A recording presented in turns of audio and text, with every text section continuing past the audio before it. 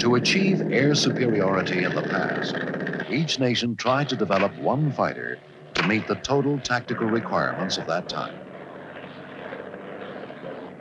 But no single aircraft was ever completely successful.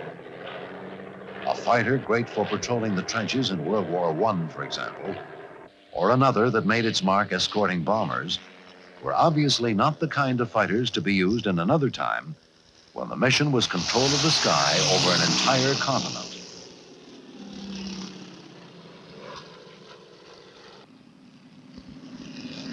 As new threats and new technologies evolved over the years, so did performance requirements for fighter aircraft. From Grumman Cat fighters during World War II to the F-9F Panther in Korea, the Navy's first jet fighter to see combat. The F-10F Jaguar, a Cat ahead of its time, was the first fighter with a variable sweep wing, a concept which was to pay off 25 years later. In between, Grumman designed and built the F-11 Tiger, a long-time favorite of the Navy's Blue Angels, and the Super Tiger, a Mach 2 version which set a world's altitude record. Each of these fighters was designed to meet the threat of its day. But what of today, the late 70s and 80s? Today, long range, agility, heavy firepower, and mission versatility are essential to dominating the total air combat environment. And only one aircraft, the F-14 Tomcat, has the means to put it all together.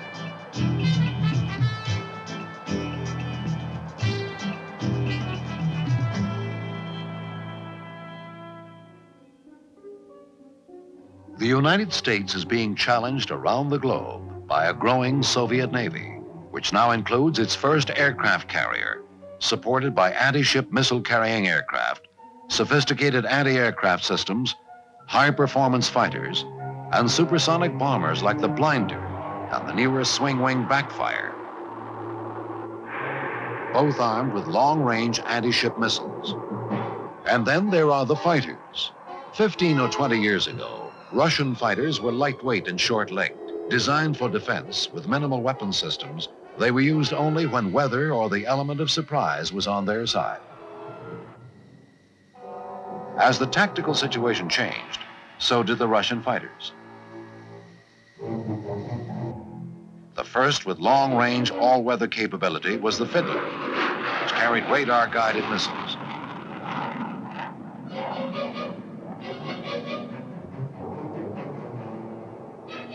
The Fiddler was followed by the Foxbat, a Mach 3 high-altitude fighter, also armed with guided air-to-air missiles and a look-down, shoot-down fire control system. The trend towards swing-wing fighters is evidenced by the Flogger and the latest Russian fighter, the Fencer, which can stand off, locate targets, and fire away with long-range guided missiles. And finally, there is the Soviet long-range cruise missile, launched and guided from aircraft or ocean-going ships. This, then, is the threat. And the F-14 Tomcat is the only fighter, now or projected, that has demonstrated the ability to counter it.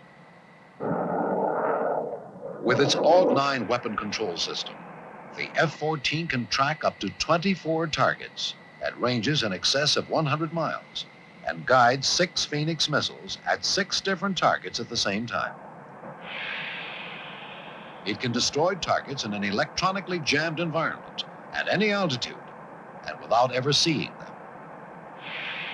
Without the F-14 AUG-9 system, the Navy would require 75% more fighters for fleet air defense.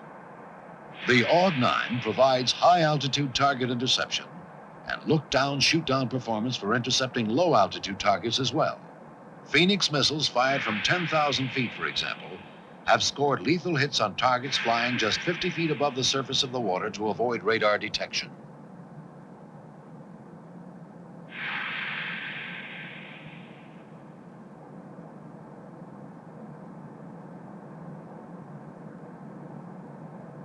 In addition to the long-range Phoenix, the AUG-9 launches short-range Sidewinder and medium-range Sparrow missiles and can carry a mix of all three on the same mission, giving the F-14 total air superiority. And there is yet one more weapon at its disposal. For close-in air combat, a 20-millimeter cannon capable of firing up to 6,000 rounds a minute. A very useful weapon when the F-14 takes to dogfighting. With a variable swing wing that sweeps automatically with changes in airspeed, the Tomcat has the tight turning ability to outmaneuver other fighters in closest combat. In such engagements, keeping track of the enemy is the key to staying alive. Here, the F-14 has a big advantage with its two-man crew to divide responsibilities and a cockpit designed for maximum visibility.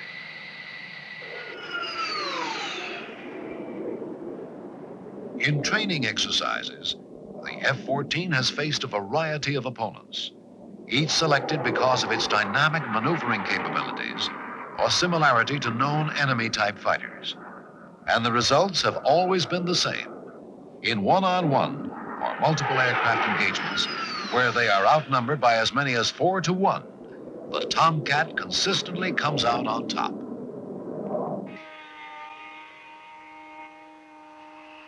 Now fully operational, F-14 squadrons are deployed with the 7th Fleet in the Pacific and with the 6th Fleet in the Mediterranean.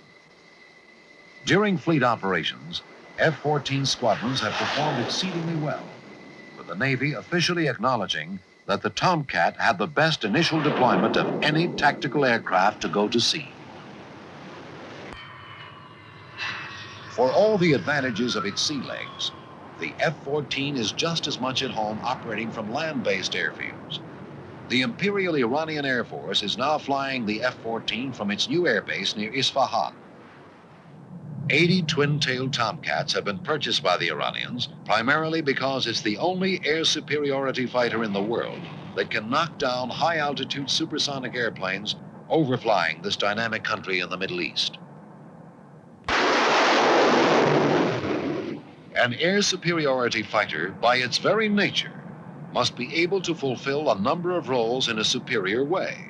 Today, to counter the impressive array of Soviet weapon systems, this kind of superiority means fleet defense against missiles and aircraft, surface ships and submarines. It means fighter escort, target and barrier patrol, interdiction, and dogfighting. It means suitability for land-based as well as carrier operations. It means a total fighter, the F-14 Tomcat.